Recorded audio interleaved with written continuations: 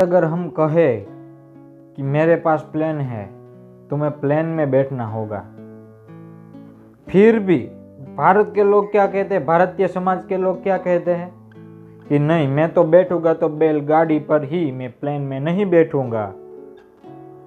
लेकिन अगर हम उसको कहें कि ठीक है तुम भाई बैलगाड़ी पर ही बैठना, हम बैलगाड़ी और तुम्हें दोनों को साथ में रख कर प्लेन में रख देंगे, लेकिन तुम बैलगाड़ी पे बैठना, बैलगाड़ी भी प्लेन में आ जाएगी। तो वो कहता है कि ठीक है, तो मैं प्लेन में बैठने को तैयार हूँ, लेकिन फिर भी मैं बैठूंगा तो बैलगाड़ी पर ही। मुझे आशा है कि आपको कुछ समझ में नहीं आया होगा, लेकिन आज हम भारत के समाज के बारे में ओशो ने जो बात की है अपनी पुस्तक भारत के जलते प्रश्न, उस संदर्भ में ये वीडियो बना रहा है।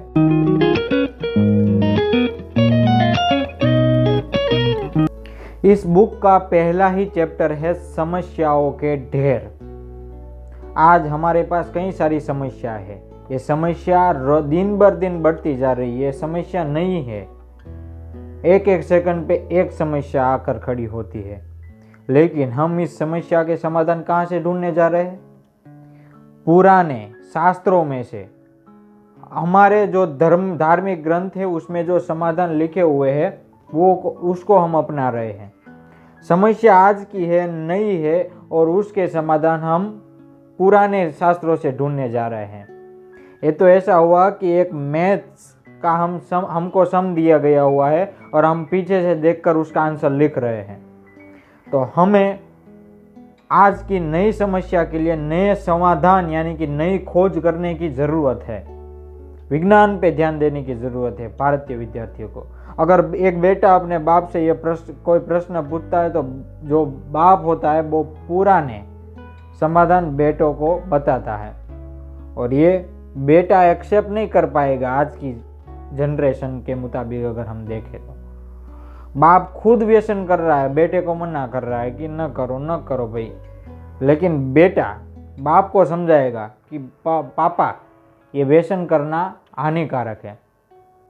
कि अगर कोई व्यक्ति गरीब हो, उसके पास साधन संपन्न, वो धनवान न हो, तो वो क्या सोचता है कि मैंने जो पिछले जन्म में जो बुरा कर्म किए थे उसका फल मैं इस जन्म में भुगत रहा हूँ।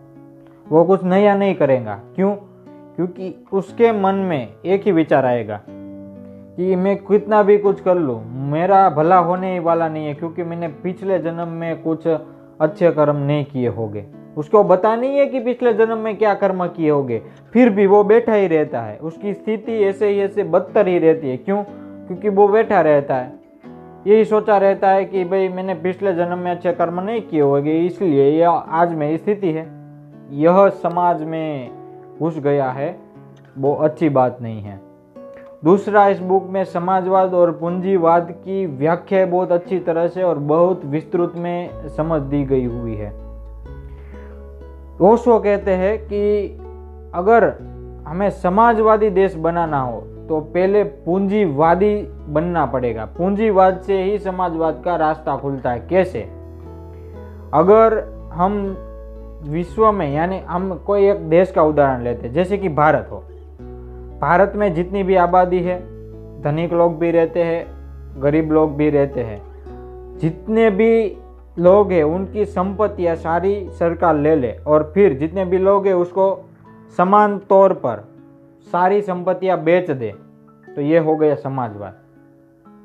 लेकिन अगर सारे देश के लोगों की संपत्ति इकट्ठा कर ली जाए और फिर सबको समान बेची जाए, तब भी भारत में गरीबी ही रहेगी। क्यों? क्योंकि भारत में इतनी संपत्ति ही नहीं है कि बेच सकेगा। पहले पूंजी पैदा करो, पूंजी पैदा करने के लिए पूंजीवादी बनना पड़ेगा, फिर समाजवादी का रास्ता खुलेगा, ऐसा ओशो कह रहे हैं। इसलिए पूंजीवाद ही बेटर है, पूंजीवाद से समाजवाद का रास्ता खुलेगा। आगे ओशो ने बोला है कि आपको जो अच्छे लगे वो आप कपड़े पहन सकते हैं, आपको मन से अंदर से आवाज निकलनी चाहिए। हर देश में अलग अलग प्रकार का चारित्र्य होता है, कैरेक्टर होता है। अगर आप कोई लग्न प्रसंग में गए हो तो उस प्रकार के कपड़े पहनिए, कोई पार्टी में गए हो तो उस प्रकार के कपड़े पहनिए। आपको आपके शरीर पर आपका पूरा नियंत्रण है और पूरा अधिकार है, इसलिए आप अपनी तरह से आपको योग्य लगे ऐसे कपड़े पहनिए। लेकिन कई लोग जो बुरी नज़र से देखने वाले होते हैं वो तो देखेंगे ही, लेकिन उससे आपको आपके शरीर पर आपका अधिकार कोई नहीं छीन सकता है।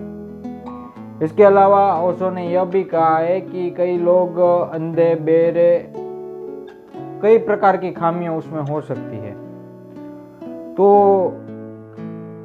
ओशो ने बड़ी विवादास्पद बात यहाँ पे रख दी है कि अगर आपको बच्चा पैदा करना हो तो सरकार से परमिशन लेकर करिए। क्यों? क्योंकि ऐसे लोग अगर बच्चा पैदा करेंगे तो समग्र जो मानव जात है उसमें खराब नस्ल पैदा होगी। ऐसी भी बातें यहाँ पर कही गई। और गांधी जी का खास यहाँ पे विरोध किया गया इस बुक में। गांधी जी कहते हैं कि मेरी बात मानो वरना मैं मर जाऊंगा। तो ओशो कहते हैं कि यही सबसे बड़ी हिंसा है। अगर आपको ये वीडियो पसंद आया हो तो लाइक, शेयर एंड सब्सक्राइब कीजिएगा।